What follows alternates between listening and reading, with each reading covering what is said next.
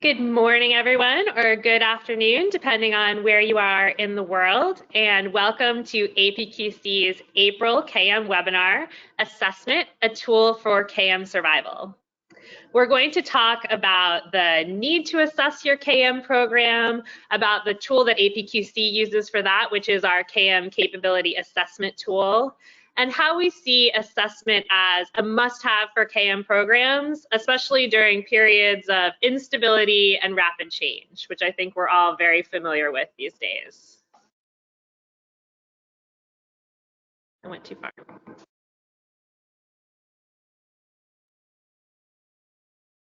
We're going to get back on the slide, but I just have a couple of notes before we get started. Audio is available through your computer, through dial-in. All lines will be muted, so we won't hear your background noise. But we really do want this to be interactive. We want to hear from you. We want your questions and comments. So throughout the call, you can type those into the Q&A window to the right of your screen. We also have the raise your hand feature, so you can try raising your hand at the end of the call and we can unmute your line and take your questions live if you prefer that. And everyone will get a copy of the slides and recording from today's call within the next few days. So I think most of you probably already know me. I'm Lauren Trees, and I lead the Knowledge Management Research Program here at APQC. And I have invited two of my colleagues to talk about assessment today, and I'm going to let them introduce themselves. So Cindy? Hi, everyone. This is Cindy Hubert. I am a lifetime learner in knowledge management, have been focused on the discipline for 20+ years. Get to work with Lauren and Darcy a lot, both in research and services. That's my role, spans those two areas. And I get to talk to our members and our future members about what's important in knowledge management. So thrilled to talk to you today. This is a topic that goes very deeply into my heart, and I'm very passionate about it. Thanks for having us, Lauren. Hi, everyone. My name is Darcy Lemons, and among other things here at APQC, I am the product manager for APQC's KM Capability Assessment Tool. So in addition to that, I also work with our services group, and I have the privilege of being able to leverage all of those wonderful best practices and trends and things that Lauren uncovers in her research, and then apply those when I am working directly with APQC members to help them set up their KM strategies, assess the health and effectiveness of their communities of practice, or whatever it is that they have brought me on board to help them do.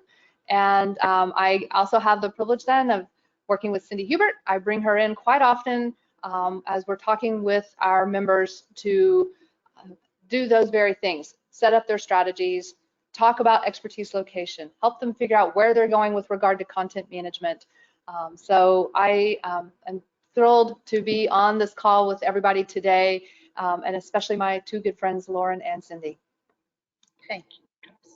I think we're going to be able to address the topic of assessment from all different angles, and we each have our own perspective, I think, on this from the work that we do here at APQC. So we're going to try to bring our collective knowledge together, true KM style. But before we do that, we wanted to pose a poll question to everyone on the line, and we really want to learn who's on the call, how familiar you are with this topic of assessment, or if it's completely new to you. So just pick whichever one best describes you, from I hadn't heard about KM maturity assessment until 5 minutes ago to I've been through the process, completed the assessment, and submitted that to APQC at some point, any point in the past. So you can just choose whichever of those options makes the most sense for you, and we'll give you, it looks like most people have voted, so we'll go ahead and show the results. Oh. So it looks like a little less than half have thought about assessing maturity, but haven't actually started the assessment. And then another good chunk who have really known almost nothing about it. So that's great, because I think there's a lot of foundational material that's going to be really helpful for you. But we've tried to put some tidbits in even for people who are a little deeper into the assessment to try to communicate how you can use it, how you can leverage it, in different and new ways, and also give you an update on where we are with the assessment tool.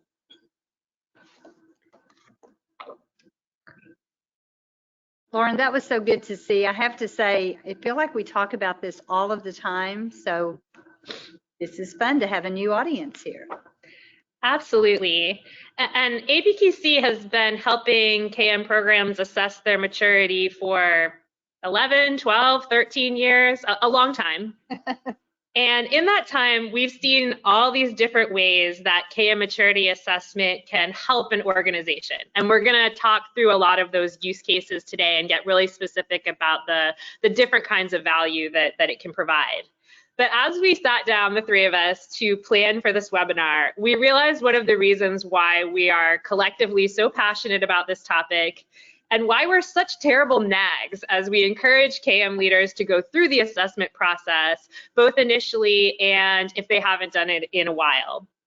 And it's because we've seen so many really spectacular disasters where a KM team and KM program seems like it's doing great, it's chugging along, and then you get a phone call or an email 2 months later that the entire program has imploded or been dismantled in some way.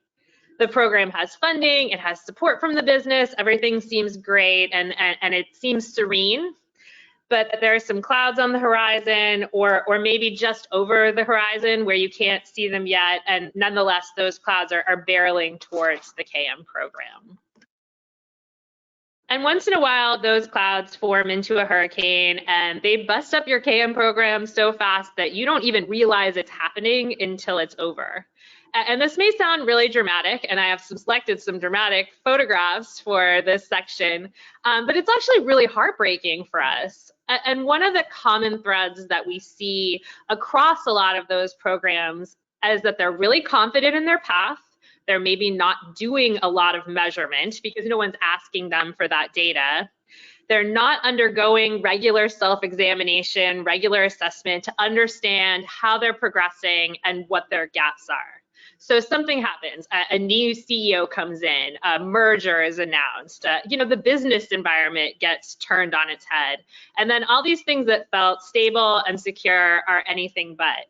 And it's a moment of reckoning where KM leaders and all sorts of other people across the organization are called on the carpet to provide some evidence of the work that they've put in, the impact they're having on the business. And if you don't have a good measurement story to put forward in these moments of crisis, then I think you leave yourself really vulnerable. And your KM program may end up looking like this truck with a house sitting on top of it.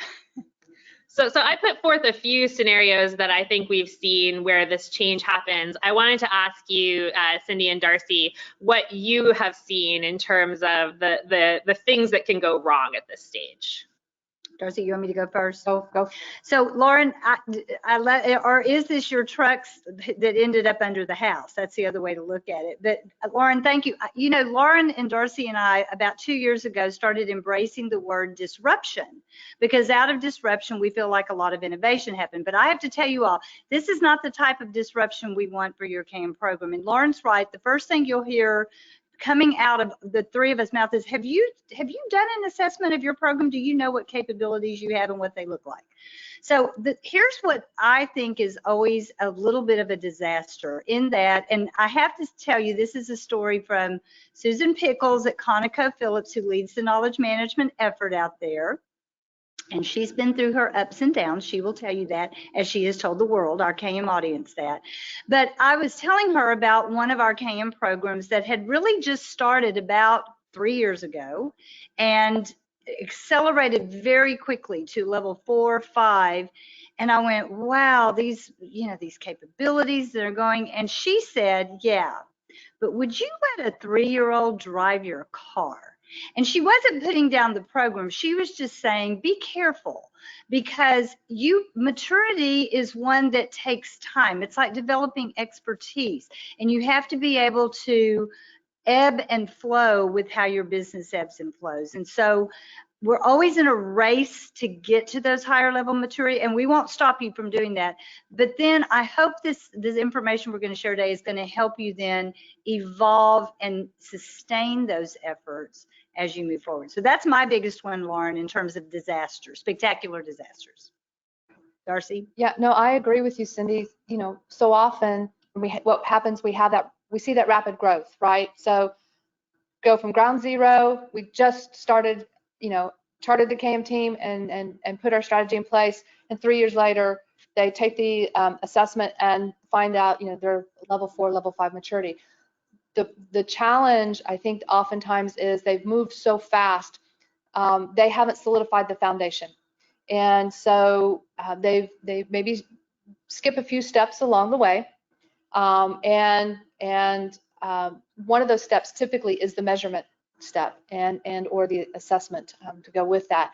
And what that means is you've got a shaky foundation. So then when something happens, like Lauren was describing, you know, a new CEO, a merger or acquisition, or even a spin-off, you know, a simple restructuring in the organization, or the downturn of an entire industry can crack that foundation. If it's a strong foundation, then you will survive. Your KM program may look a little different and may shift and evolve with the organization. Strategy may change a little. Your KM approaches and processes may evolve and change a little, but you will survive. But if you don't have that strong foundation, you're going to end up looking a lot like this picture here with the house on the truck or the truck under the house, depending on your perspective. And the other challenge I think we see a lot of times too is sometimes it becomes a cult of personality. So you've got a fabulous leader in place, and this leader, you know, and you've got some processes and approaches and things going on, but again, you know, we're led by this powerful personality in our organization. But if we haven't done the foundational parts, if that person takes on another role or leaves the organization altogether, we backslide. The program will backslide. There's cracks in the foundation again, because that powerful personality was kind of what was the glue that was holding everything together.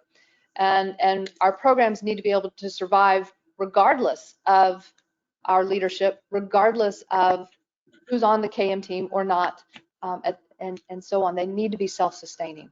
And we're going to tell you a little bit about how some organizations have leveraged this assessment tool, and others, not just ours, although we're primarily focused on ours, to do just that, to solidify that foundation and build strong capabilities on top of it. We've done so much work and research at APQC around organizational topical issue, but I think that making sure you've built those foundational level 1 and level 2 KM capabilities before you jump into the level 3 and 4 capabilities can really help your program be resilient to all the kinds of things that we're talking about here. So this is our agenda for today. In the last year or so, we've all survived the wars in terms of rapid change and pivoting and all the buzzwords we're sick of hearing. And you may not even be aware of what's changed in terms of both the knowledge needs of your organization and the capabilities that you have for addressing them. So I think this is an ideal time to bring your KM program in for that full 5-6 point inspection so you can understand the current state and start tuning up anything that needs tuning up. And we're going to focus on how we feel that the KM maturity model and the assessment tool can help you do that. We're going to talk about the foundations of KM maturity and why it matters. So those are the basics. They may be a refresher for some of you who've gone a little bit further into this process, but helpful to hear again, I think. And then we're going to talk a little bit about how maturity assessment fits into the broader portfolio of KM KPIs and how you use that along with other data that you're collecting to tell a story about KM success and KM value in your organization, which is so important in these moments of crisis where you've got to go talk to a senior leader and justify your existence, basically. And then we're going to end with some practical information about how we've updated the assessment and made it more objective, more prescriptive, and easier to complete. So I'm going to pass things over to Darcy to walk you through understanding KM maturity. Thanks, Lauren. So yeah, obviously, I think Lauren stated it, and you probably just heard through our stories how passionate we are about our maturity model and the complementary KM capability assessment tool that goes along with it. So let's talk a little bit now about some of the basics of that maturity model for those of you who may not be as familiar with it. And let's put the maturity model up on the screen. So why do we think this is so important? And basically, I think Cindy said it really well the other day, because our maturity model gives you aspirations. It's that North Star that you can use to help and to guide the discussions inside your organization about what do we want to be when we grow up? What level of maturity makes the most sense for our organization? Level 3, level 4, level 5? Different organizations, for different organizations, it means different things for them. For some, it makes perfectly good sense to go all the way up to level 5, to put in the resources and the effort to build those capabilities to that level of maturity and then be able to sustain them. For other organizations, level 3 is just fine. They have good standardized processes and approaches that they can use, and they're really seeing the benefits of it. So they're happy to stay at that level 3 and not go up to level 5.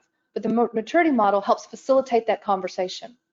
And one of the things that also helps you do as part of that conversation is understand what's happening to our knowledge as we mature up through those 5 levels. You can see here on the screen itself, level 1, our knowledge is scattered all over the place, right? It's ad hoc, being able to find it, being able to leverage it. It's very localized, a lot of that tribal knowledge, heavy reliance on our tribal knowledge, right? And then look what happens as we move up through the levels of maturity. We have the capabilities in place, the processes, practices, systems, behaviors that enable us to better apply that knowledge, leverage it for the organization's benefit, and then really it turns into something very dynamic. And at level 5, it is really flowing beautifully through all of our organizations. And really what we start to see too at that point is we've got a true knowledge sharing culture inside of our organizations.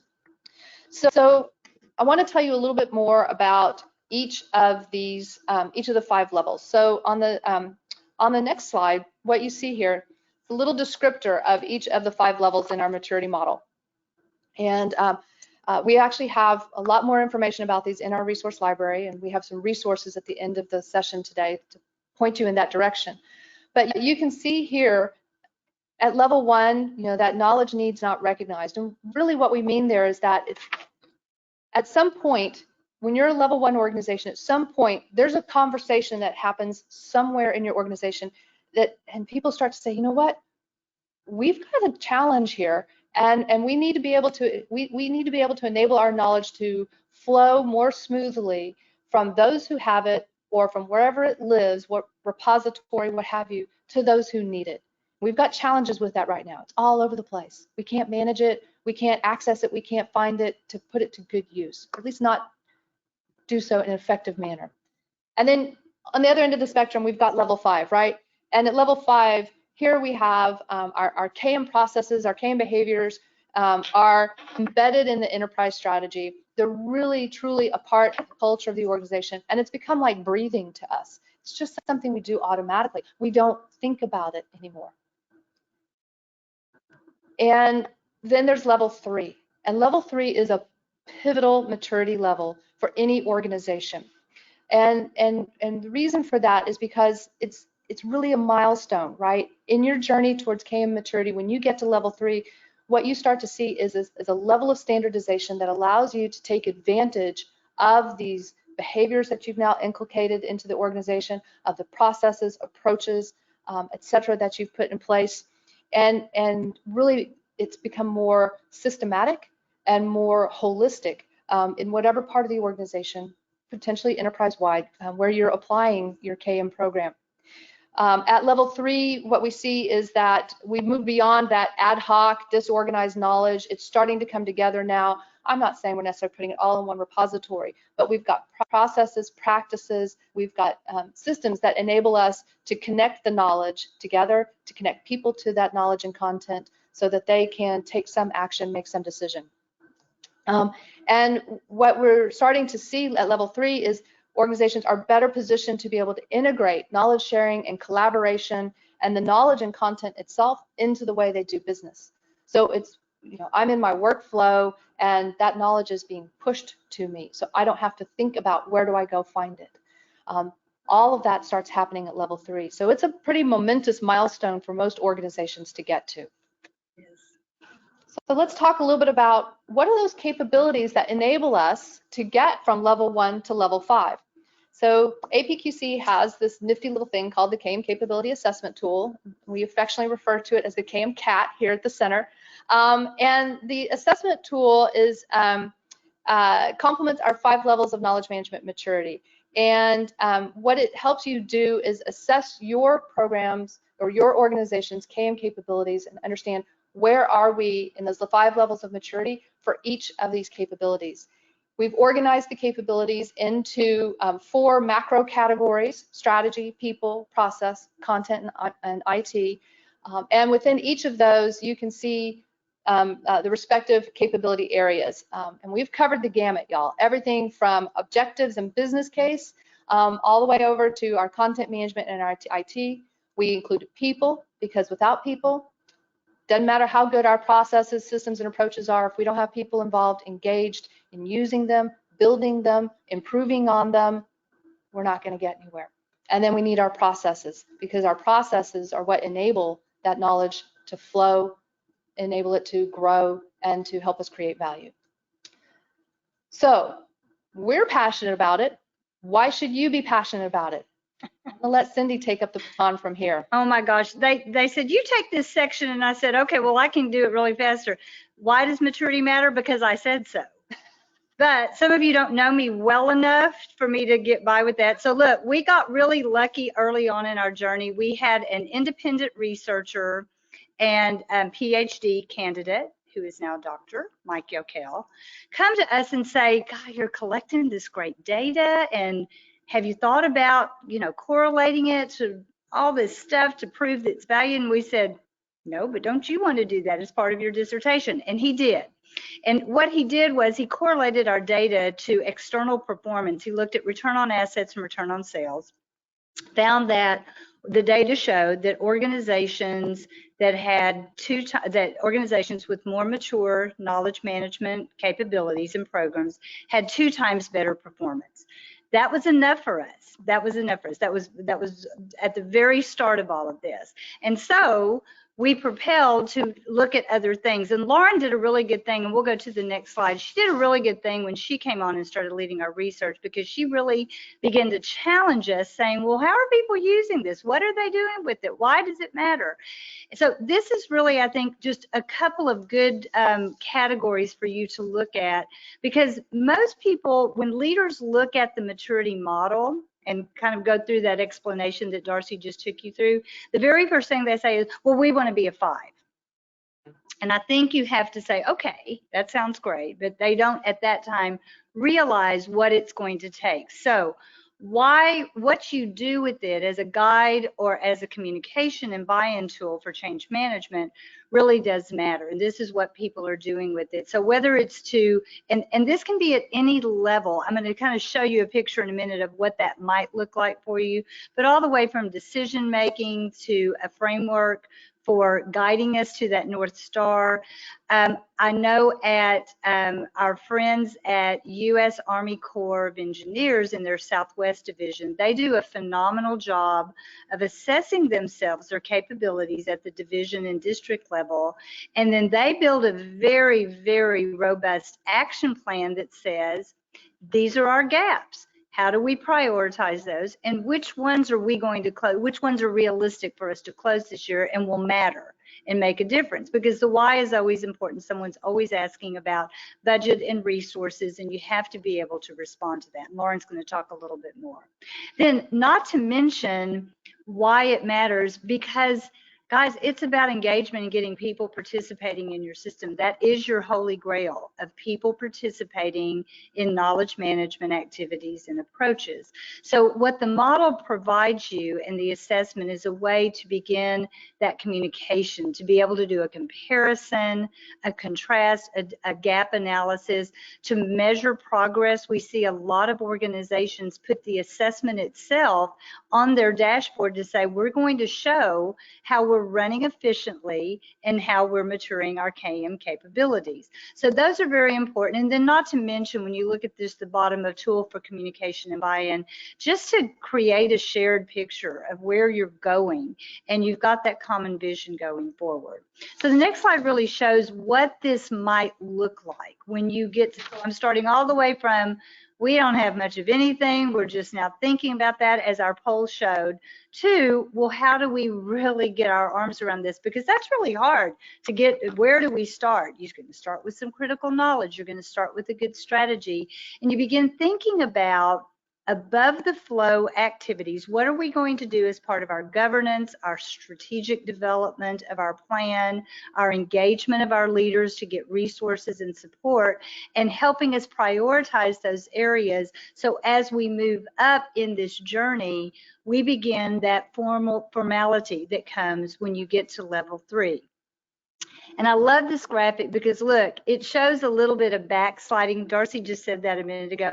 You will backslide. You can't help it. And we're going to talk as we go through this. I hope we talk, and some of you are curious enough to say, well, can you just get at level 5 and stay there? You can, and we're seeing it's phenomenal, but it also depends on your business model, your partnerships with your business.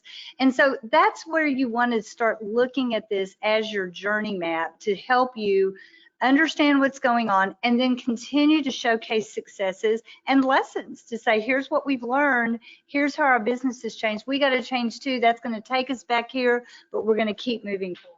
And that's just the beauty of being able to do this. And I'm going to ask Lauren to join me on this next slide, because she did, as we fast forward from Dr. Mike O'Kell and to, gosh, Lauren, 2015, I think you came to me and said, I want to do this. We got a lot of data and we need to look at it.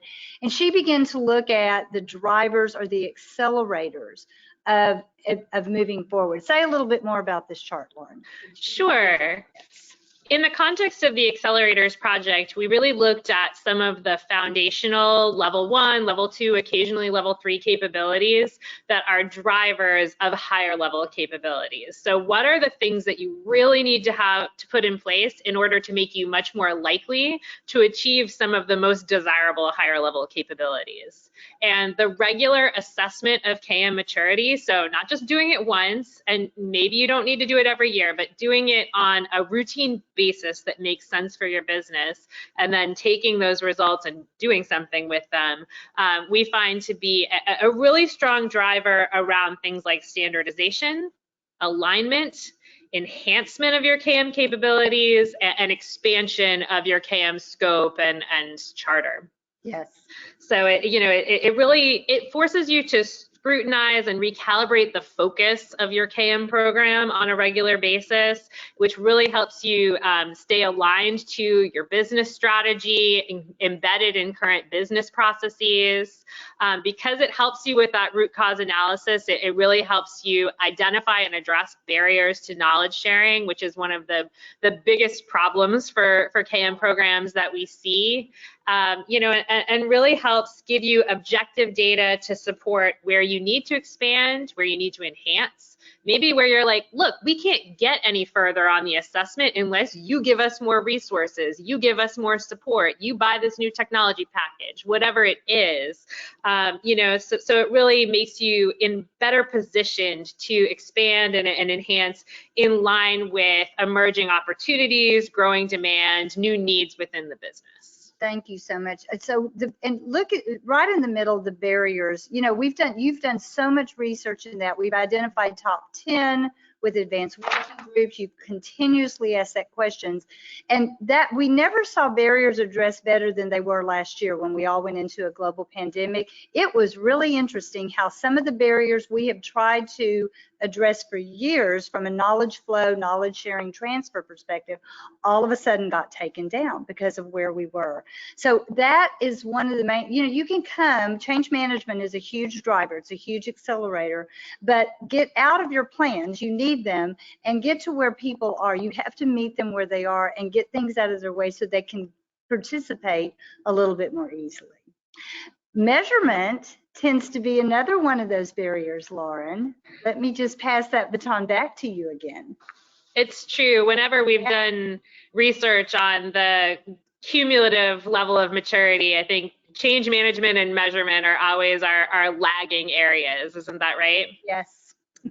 And Cindy's walked through some of these use cases for maturity assessment, and I just want to expand on that a little bit to explain how we see maturity fitting into that broader measurement strategy, both as a roadmap for improvement and as that tool for communication and buy-in. Because measurement plays both of those roles. When the results are good, they help you demonstrate what you've accomplished and gain credibility within the organization and say, hey, you know, we've been doing this for a year and we were at level 1, now we're at level 3.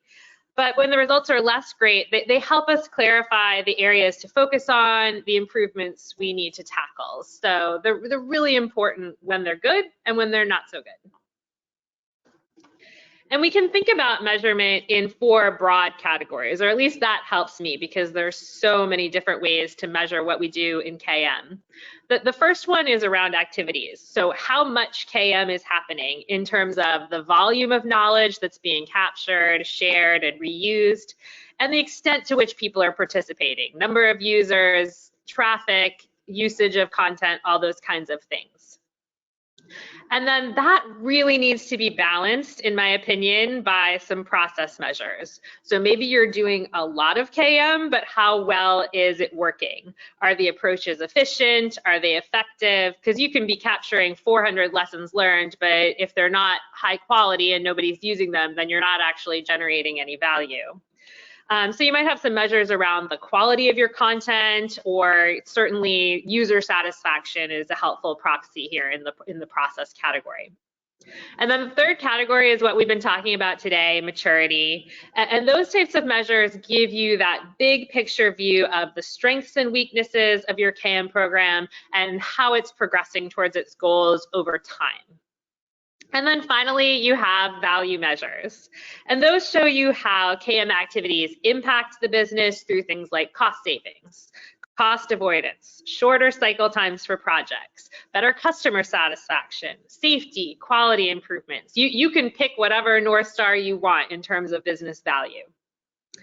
But the reason I like to talk about a measurement portfolio is that these categories of measures are really going to be much more insightful if you look at them in concert with one another. For example, if your activity metrics are low, you might take a look at your maturity capabilities and realize, well, gee, we don't have a lot going on in resources, communication, change management. No wonder nobody's doing this KM thing. They don't even know about it, and there's no resources to help them. And if you're not driving a lot of business value, that could be because you have no activity, nobody's doing anything with KM. Maybe you have process problems. People are doing KM and it's not working very well. Or your KM activities aren't aligned with the business needs and objectives. And so a lower score on some of those strategy capabilities in the maturity assessment can help you pinpoint the problem there. So the categories tend to illuminate one another, but every organization can pick the right mix of measures based on what they're trying to achieve and the broader measurement culture in the organizations. Some organizations are hyper-focused on KPIs for everything, and that's how they run their business. Others more focused on stories and other kinds of anecdotal qualitative analysis. So you've really just got to figure out what metrics leaders want to see and what mix of data and stories and anecdotes are going to resonate with the people that you need to motivate and move. For those of you who always say, what does our dashboard need to look like? That's it right there.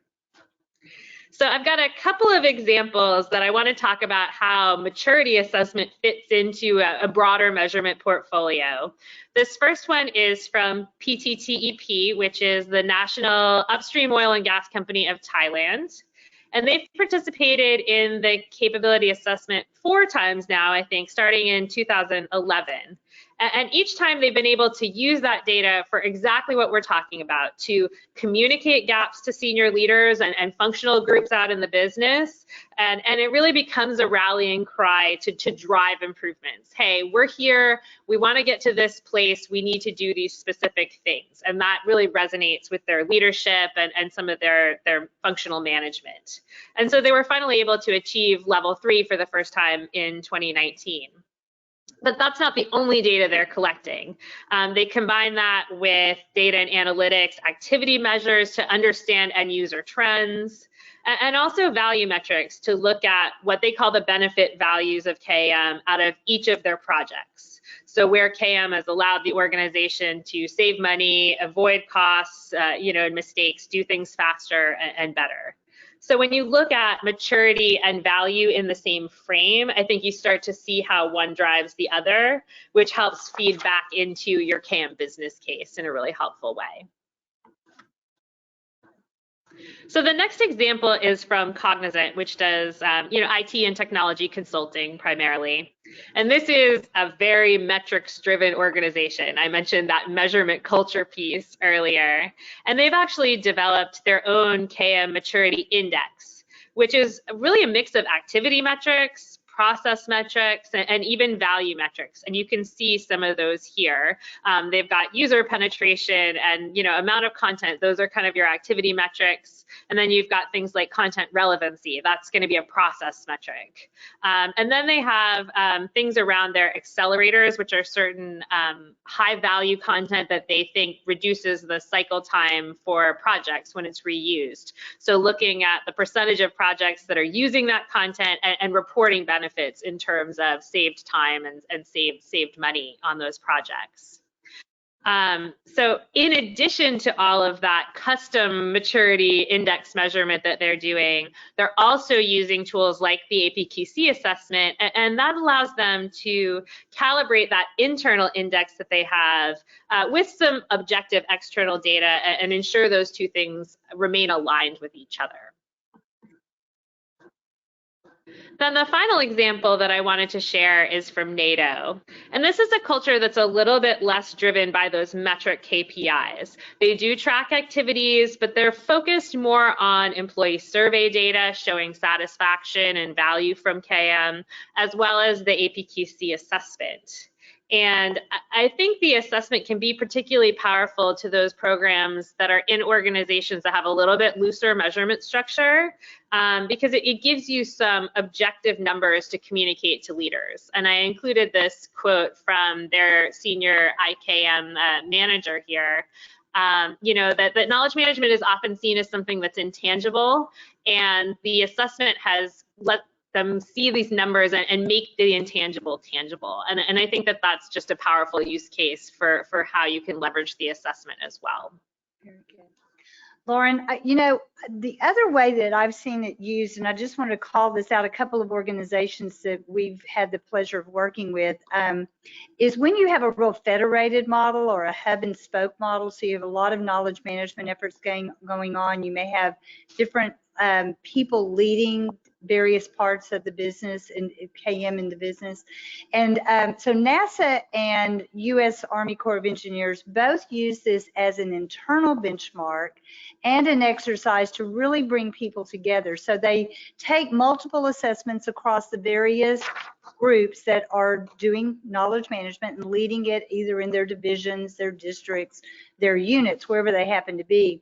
And they use it as a way to really unite and keep everybody on the same page, because it gives you those standards that you're looking for.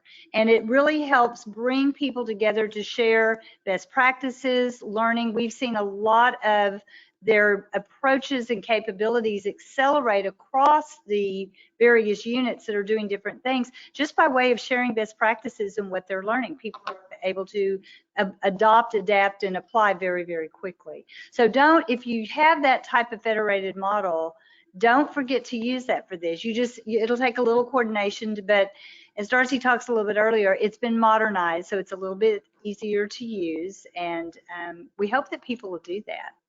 Darcy, any comments you have about other ways you've seen it being used? I think y'all have really covered the gamut, and I think that's been one of the thrills that we've experienced over the years is exactly that, witnessing how other organizations, regardless of, like Lauren said, how formal is the measurement structure and culture in your organization, how data driven, or for those that are like NATO, a little less data driven.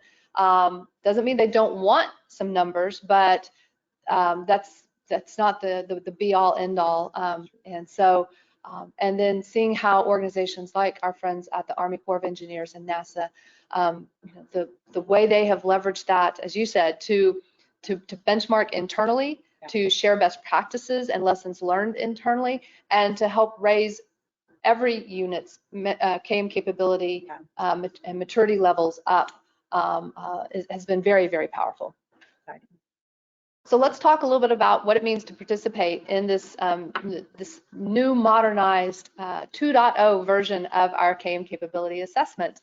And we did, if we go to the next screen, so last year when the world kind of took a pause or slowed down a lot, you may not have come to a full halt, but certainly slowed down a lot, APQC slowed down somewhat too, and we took advantage of that time and said, looked internally to see what were some things that we'd been wanting to do for a while and just hadn't had really the time or attention to give it critical thought. And the KM capability assessment was one of those initiatives that we undertook.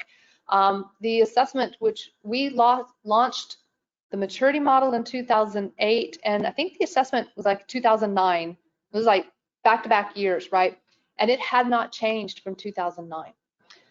And that's not necessarily a bad thing, but we had been collecting feedback for a while from people who used it, giving us some good ideas on how we could improve on it. So we took advantage of that pause last year, and it was myself, Lauren, Cindy, and a couple of other people here at APQC. We brought this wise group together and started saying, what can this look like? What are the opportunities? What's the potential? So we undertook to modernize it, and really we did this for a couple of reasons. One, we wanted to make it more objective. For those of you who hadn't ever seen the old version of it, it was very subjective. There was a lot of writing involved on behalf of the participants in it, because basically it was, here's a capability statement or question, and then you had to, in essence, write an essay as to what that looked like in your organization and how you met that capability in how KM met that capability in your organization. So we've made it much more objective now, and in a lot of ways much more prescriptive, and you'll see what I mean in just a minute. So those were some of the things we wanted to do here at APQC. The other thing is, on the end user's perspective, it does make it easier for you all to complete now. No more writing essays. Now it's multiple choice. Same capabilities, based on the same capabilities, the same best practices that it's always been based on, just a new look and feel. So let's go ahead and move to the next one. And this slide and the next couple are, we put them together. They're in response to questions we commonly get about the KM capability assessment. And so a lot of these questions have to do with, how do we get ready to do this, Darcy? What kind of planning do we need to do in order to take the assessment? So there's three considerations here that I'm always talking to people about, and that is scope, participation, and the data collection. So the scope is, what is the scope of the assessment going to be? What does your KM program look like? Does your program support a specific business unit within your organization? Maybe it's enterprise-wide. Maybe it supports a network of engineers, a network of 500 engineers that are globally dispersed around, and that collaborate and work together. So what is the scope of your assessment? And that's important to identify. As part of the assessment, we do ask you questions about that. What does it look like? And Then the other part is the participation and who should be involved in this. I get asked this a lot. Should it just be the KM team? Should it be one person, 10 people? And I tell people, you know, that all depends on you and your program. Certainly, I say that the KM team, the core KM team, are usually the ones that take the first pass. And as you go through and respond to the questions, identify those where you're like, you know what, we need to get some additional input before we can respond definitively to this particular question in this section of the assessment. So you might need to go out and talk to some of your advocates and some of the end users of your approaches and processes and systems in your organization. You may need to go talk to your KM sponsor or some business leaders or decision makers and get some input, or maybe even get some consensus really on, is this the appropriate response to this question, you know, and make sure that everybody's looking at it through the same lens. So that participation can vary, but I certainly don't, you know, I certainly do support getting that additional input. You know, I don't think anybody, any one individual, whether you're a team of one or a team of 5 or whatever, don't do it in isolation. Get that additional input, because the assessment, the responses will be stronger for that additional input. And then in terms of the data collection, you know, Darcy, how do we go about doing that? I mean, it's a multiple choice assessment tool, but, you know, I'm here in Houston and Lauren's in California and Cindy's on the East Coast. How do we, you know, how should we do this? And so, again, how do you all prefer to work? You know, you can schedule a meeting. The assessment can take, the feedback we've received is it takes anywhere from 2 to 4 hours elapsed time. And that depends on how many other people you have to go and consult with and confirm responses with. So, you know, you might schedule a meeting. You might, I've had other groups like NASA and USACE, and what they do is each group, each KM representative gets a copy of the assessment. Everybody takes it independently without consulting with each other, and then they come together, discuss their responses, come to consensus, and that's the version they send back in. So there's different ways to go about doing this. So let's move to the next screen, and what does that look like? So the assessment tool itself, as I said, is multiple choice, and it's divided, the whole assessment is divided into 13 different sections, the first being the demographic section, and then the remaining 12 align to each of the 12 capability areas. And so what we recommend is that when you get your copy and you start to respond to it, if there are sections where, or a question where you have, you're not sure about the response, and maybe you're thinking, yeah, this is definitely one, we need to go talk to Carla about this and get her input on it. Well, there's a place in there, a button that you can click. You can add notes. You can put your questions to yourselves in there. You can capture examples of what that behavior or activity looks like in your organization. So we encourage you to go through the entire thing, respond to every question, even if that response is no, because that gives the most complete picture of your capabilities in your organization. And then you can just click the submit button and it goes up to our secure cloud space. I'm alerted and we pull it down and we start processing and validating it for you. So on the next screen, what we wanted to show you just a snapshot of some of the ways we depict your results in the assessment report. So one of the coolest ones that I absolutely love is this heat map that you see there at the top of the screen. And the heat map has the 5 levels of capability on the 5 levels of maturity on the left, the 12 capabilities across the top. And basically, when you're looking at this, anywhere you see green, you have met a maturity level in that capability area. So in this example, under business case, that organization is a level 2 under business case. They level 2 maturity.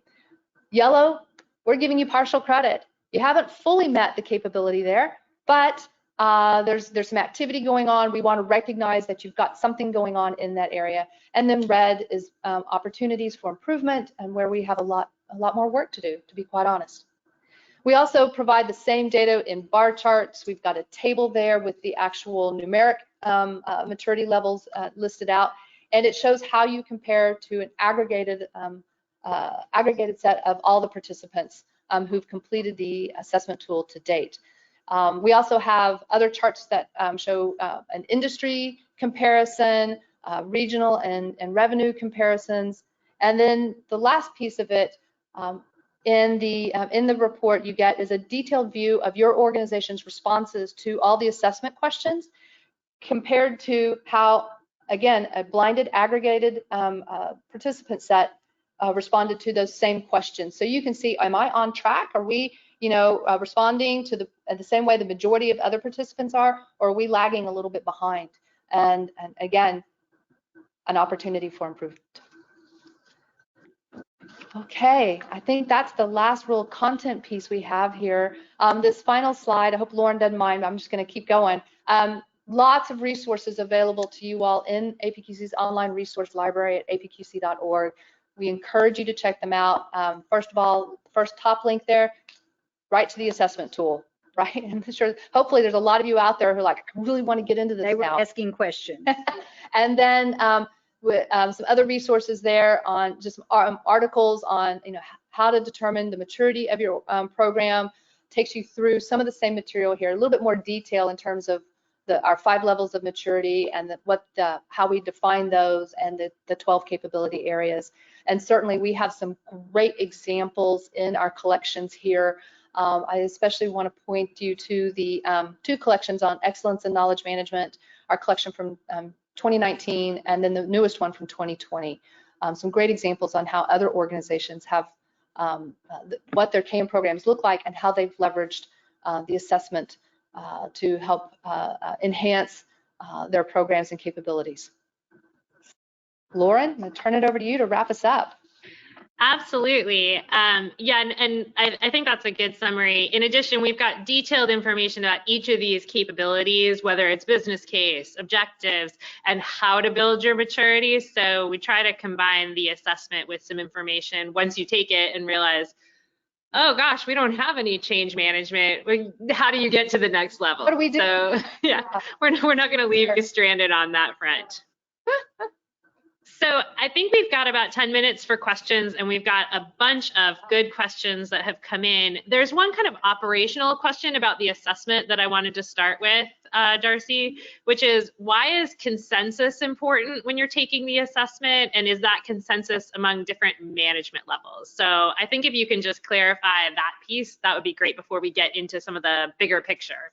Absolutely. So essentially, what I was talking about with regard to consensus is as you're going through the assessment, and this is real life, happened in a lot of different organizations. Let's say, even among a team, let's say you have a 3-member KM team, and you all are going through and you're collaborating to complete the assessment. And one person is looking at a question and saying, well, I think we're answer response B. And the second person on the team says, no, we're answer response C. And the third person says, no, we're D. There has to be some discussion there. There should be some discussion about, and making sure everybody's looking at this through the same lens, and sharing their perspectives, and then coming to consensus on what is our official response. Are we going to select, option A, B, C, or D? This is also where the notes can help, the next area. So you can write down your rationale and capture that in there, not only for us to see, but for you for future reference. So 6 months when you go back and you're like, why did we select that? Oh yeah, okay, there it is. So there's that, just coming to consensus among the team if there's disparate responses, right? Perspectives. And then also getting that input from management. Usually you're talking to your KM sponsor, not necessarily the entire leadership team. But again, going to them and saying, here's what we believe, and seeing if they agree with you or have a different perspective, and why that different perspective, having that discussion, and again, coming to consensus on what is the official response going to be. The assessment is basically, it helps you establish a baseline, right? It's a snapshot in time of what is currently going on in your organization, not what's going to happen and be built and implemented 6 months from now or 6 days from now, but what is going on right now, April 28th at 10:54 a.m. Central Time. So, you know, sometimes part of that conversation is really understanding where we are with it. Oh, we haven't implemented that. We're only in the design. Okay, so we got to take a step back and say, realistically, we want to answer option D because that's the gold star, but we're only at B right now. If a year from now, we may be at D, but right now we're at answer option B. So that's what I was talking about with regard to consensus and why it's important to have those conversations sometimes. You can also find out that different things are going on in different parts of the business, which can be really helpful in terms of replicating best practices. And that's, you know, that's exactly what's happened like with NASA and with our friends at the Army Corps of Engineers and in other groups who have done that, where they've done some internal benchmarking and said, you know, you're exactly right. One group may be going gung ho and they're, you know, they're more mature in their capabilities than another business area of the organization. And so then there's that. If you're when you're working on the assessment, it's where's that middle ground and what is this actually reflective of? How's that? What answer response most accurately reflects where we are in our organization with those different points? So I have a question I love here. What do you do when an organization sees assessments as an audit and isn't interested in doing them? Love that question. You know what? So look, I know, because you go, oh my God, is this going to like get you? So look at it again more as what Darcy just described, the benchmarking. Number one, you just need an inventory of what you have going on, because especially when you're just getting started, you may have capabilities that can be part of the knowledge management portfolio that some other group owns that you want to enhance. And so it just gives you a good check and balance of what is there and what is not. Culturally, I know that's hard because we audit ourselves to death. I think that's why we call it an assessment, but it's also just setting a baseline, as Darcy said, to say, here's where we are. We're going to try to keep going. The other thing I said, Lauren said something so funny to me yesterday. She said, yeah, I said, people need to tell the truth on this and really understand what the truth is. If your audience doesn't believe you that you're providing these capabilities, it may all still be above the flow of work. It's not in the flow of what they're working. And she said, yeah, it's like lying to your doctor. So that's going to stick with me for a while, I have to say. We have so many good questions here. So let's see. They're all jumping around. Yeah. You guys all wait till the very end and then you ask all these great questions. Oh, and I saw a few, Lauren, that just said things like, where should KM report? What are those structures? So look, the maturity model is going to say the assessment tells you how you're doing in that. You need to go to APQC's KM benchmarks and metrics to get an understanding across industry of where those are. Lauren, how is that plugged for your metrics? Excellent. Yeah, you need to go there to get that. There's a lot of places, and we'd love to have that conversation offline. There's some content on that as well. Right, you're right, Cindy. The assessment tool and the results will show you where you are, the strength of your capabilities or the maturity of your capabilities, and where you have opportunities to enhance those.